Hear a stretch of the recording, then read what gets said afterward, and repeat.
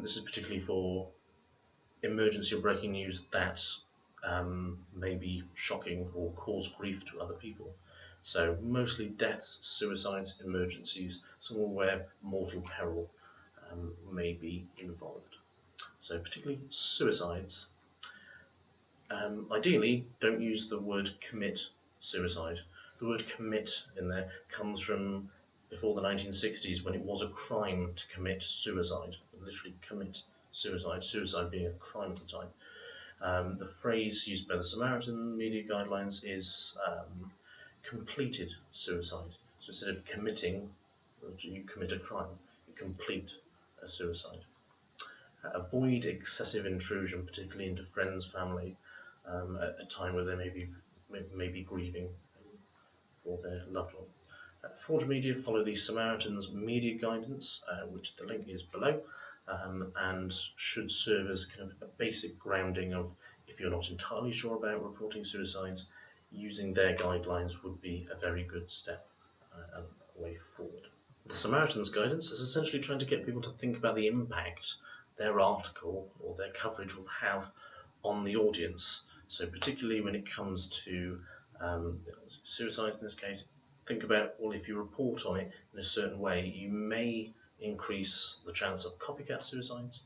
And obviously, if you make it sound quick and easy, particularly if people are stressed, they may think that's a good way out. So always try and exercise caution regarding the method of suicide.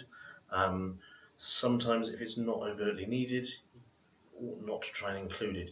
If someone takes, say, like 300 paracetamol, you don't try not to say they took 300 paracetamol.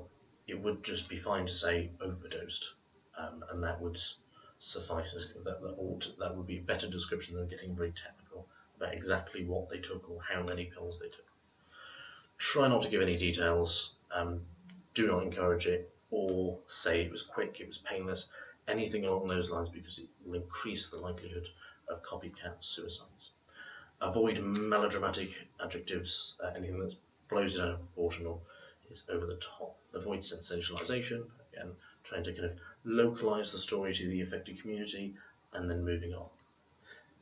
And any student publication, if there is more of a community publication, then should be there to educate and inform rather than scare, shock, and kind of encouraging copycat suicides.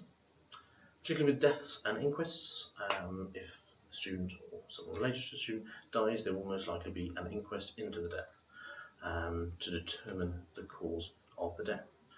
Usually, if a student dies, particularly unexpectedly, this is a headline from a story I wrote, tributes paid for student killed in M4 crash.